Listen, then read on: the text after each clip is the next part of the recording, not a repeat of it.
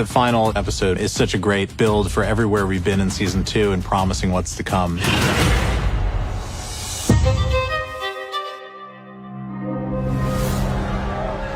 Rhaenyra has choked King's Landing with the blockade, and people are starting to get hungry and they're going to revolt against the king or the Prince Regent. Break the blockade and it will benefit you. It seems you need us more than we need you. There is a Lannister navy, there is a Hightower navy, but they're on the other side of the blockade. And so they end up going to bargain with the Triarchy, which Tyland is very not on board with, but ends up having to do. But it's a sign of how extreme their position is. This is where the seat of power sits, and this is a very rich cartel of 3 different nations that are in the shipping and piracy business. And they hate Westeros, and they want to seek a profit off of them. He gets sent to Pirate Land to treat with the pirates, to see if he can get the Triarchy to ally with the Greens. Admiral Lohar. He needs to impress me before he can get what he wants. I put him through absolute hell. Singing was the worst. I can handle mud wrestling, but singing is miserable. But it worked because Tyland can't sing. She's a bonkers character that feels like one of these very colorful characters ripped right out of the pages of George's books. The people there take her entirely seriously, and we're sort of looking at her the way that Tyland does, which is, what's going on, and is this real? One of our season highlights was bringing in Shirako Lohar, and it can be a rough show. It's grim, it's a war, a lot of people die. So having that moment of levity and just sort of off-kilterness was really important to us and a really welcome little bit of fun. A jest, my lord. How goes the sea snake? I've given her a new name. The Queen Who Never Was. We really wanted to find a way for him to honor and keep alive the memory of Rhaenys, because it shows the arc that he's been on across the season where much of his life was about him and his own glory. I mean, he named his ship after himself. Corlys always went out to sea, so Rhaenys never felt like his priority. And when she died, it finally came to Corlys that he always thought about himself. And so he did the one thing he could do, take his namesake, his ship, and make it hers. He's lost all the people he loves. He's sort of come to this place of acceptance and understanding that his great exploits are less important than just having his family around him. Do you know what hunger does to a boy? What grief does? Rhaenys always had the conversation with Corlys about his heir, and none of them really feel like they're the right person. For the first time, Corlys considers Adam and Alan. Yes, they are bastards, but they are more qualified. One of the things that we talked about, myself, Abu, and Gita, was that nobody speaks to Corlys that way. Not if they've got any sense. The only person who does is Rhaenys. When it came to the tirade, this emotional speech, it came down to the words and playing off Steve and his reactions. Alan doesn't expect it coming out of him. I wasn't expecting it coming out of me either. Like, it was one of those moments where I genuinely felt like I could really let go. I am trying to help you. Now you remember I live. He watched me with my other son picking up wonderful gifts and walking into the castle. And he, who knew I was his father, had to grow up in poverty. For me then to come into his life and sort of go, I'm trying to help you, well, of course he's going to be resentful. You understand the hurt and everything that he's carried for all of these years. You see the way it lands on the sea snake. And I think he knows that he hasn't been the patriarchal figure that he needed to be to these guys, but I don't think he realizes until this moment the cost that it had on this human being. If it is all the same, I will decline any offers of help.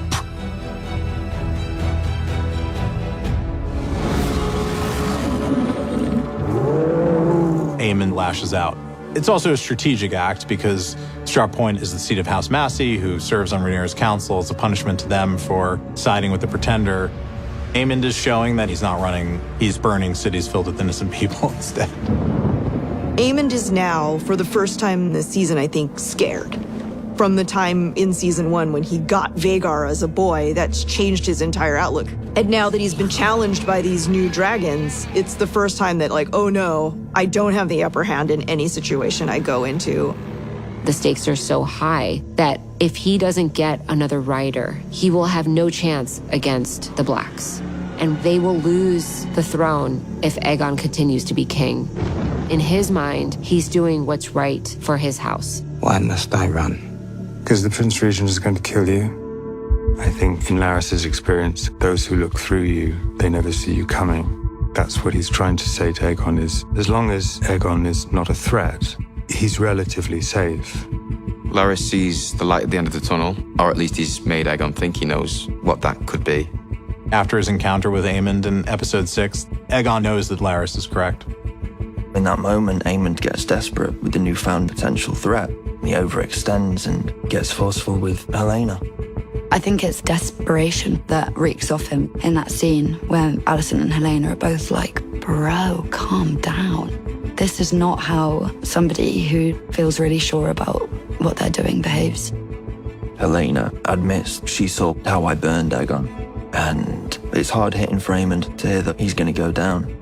He kind of envisioned after the war had finished, he'd be seen as this war hero. But Helena's prophecy puts a stop to that. Helena's probably put herself in more danger with Aemond than she ever has been before. Would you not have us prevail? Not like this. Aemond is going to be an interesting loose cannon in season 3 because when Aemond is scared, laughed at, or feels small, he lashes out. You're either with him or you're against him. You get in his way, you're in for a show.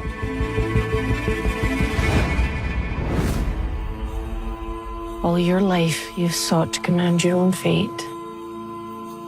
But today you are ready. There are different magics and worlds in play here in George's universe. And Alicent has been a bit of a guide for Daemon and has made him ready for this thing that Alicent is going to show him that he was not ready for in episode 3 when he showed up at the castle. He's evolved in some way and he's ready to see the future. We wanted Daemon to have this final experience that was undeniable to him. He's somebody that has rejected the supernatural his entire life. We definitely wanted to tie what Daemon sees to Game of Thrones because where it picks up, it's Daenerys Targaryen finding those eggs. She is a descendant of Daemon and Rhaenyra, and so what he ends up seeing is that he's just this tiny piece of this massive story, and once you start to see that, you gain an entirely different perspective. This vision brings Daemon into the story of Fire and Ice and takes him to his death. And after his death, it shows him that if he continues to only think of himself, great loss will be had. And then he sees a hope. We know it's Daenerys, but he doesn't know who it is. I mean, he sees a White Walker, which is cool. I was like, come on, that's cool. Even though Rhaenyra and Daemon are not going to save the realm from the White Walkers, their actions do have an impact on how that future is going to play out. You know your part. To evolve from the character that stormed out of Dragonstone in episode 2, we had to see Daemon go through all of his trials and tribulations, and Rhaenyra not knowing what Daemon is going to do. And you believe he is changed, and he sees that he is not the player, but a piece on the board, as Alice tells him. He sees Rhaenyra on the throne, and I think it gives him the confidence in himself to go, I serve you and I'm yours.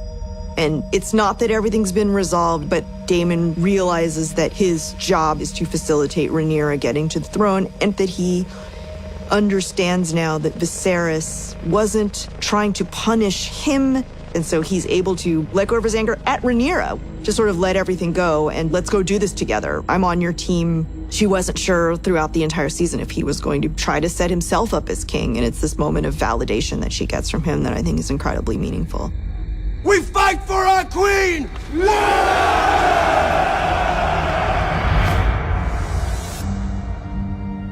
Will you see it through and make your sacrifice? A son for a son. You've seen the massive way that things have changed between meeting number 1 and meeting number 2. And I think both of them have been through further trauma, and it's brought them back around to a place where they're wondering what the cost of all this is for. It's massive that Alicent travels to Rhaenyra. It's treason if Aemond found out, head on a spike. But it's also to look Rhaenyra in the eye as my rawest self. This is me shedding whatever power or queenly status I had. I was wrong, take it. I don't want anything to do with it, I'm done. She's had this journey of self-actualization and she's got a lot of power within her, and I think she feels much more capable. It's funny to be offered a huge gift at the point where you think you already have what you need. The climax of that scene is Rhaenyra, I'm going to have to kill your son, and Alicent acceding to it, which is huge for Rhaenyra because that is not something that Alicent would ever have done before. So I think that causes her to really believe what Alicent is saying. Rhaenyra has these new dragon riders. She's just gotten Daemon back. She has this big army. If she wanted to, she could probably win this war herself, but at the cost of thousands and thousands of lives. And then she's sort of given this back door by Alicent. And so I think we leave season 2 with Rhaenyra in this place of what am I going to do? It's such a beautiful scene and so wonderfully written by Sarah, wonderfully performed by Em and Olivia, and Gita beautifully directed it. And the way it launches us into the 3rd season and the unknown of what's to come, it's a tour de force. There's so much in play. There are armies, there are dragons, there's castle strongholds and political maneuvering, but at the end of the day, it comes down to these 2 women trying to figure it out. The Lannisters are arriving in the Riverlands. The Hightowers are marching through the Reach. The Winter Wolves are coming from the north. The Triarchy sailing. We see the Sea Snake going back out to sea. Daemon has his army in the Riverlands. Alicent's 4th son on his dragon. The Blue Queen is now flying in support of this massive Hightower army. We find Otto in this cell somewhere, and we don't know quite where he is or what happened to him. Rhaena discovers a dragon, and we see a forest outside of King's Landing, and there is Aegon. Larys and Aegon basically escaped King's Landing because shit's about to hit the fan. It's just a reminder of things have been put in motion which they can't pull back. And similar to Daemon's vision, where you're seeing the things that are all going to come to play a part in the whole story. While this season was very much about the fits and starts of an early medieval war, season 3 is clearly going to be about total war. I think Team Black are in ascendancy. A desperate Aemond is a dangerous Aemond. I will never ever concede. The whole thing is just so volatile. Baela's going to do whatever it takes, whatever it comes down to, she's prepared to do. She has the better hand and an inevitably positive shot at the throne. The pendulum could swing the other way very quickly. We shall see who the last man standing is.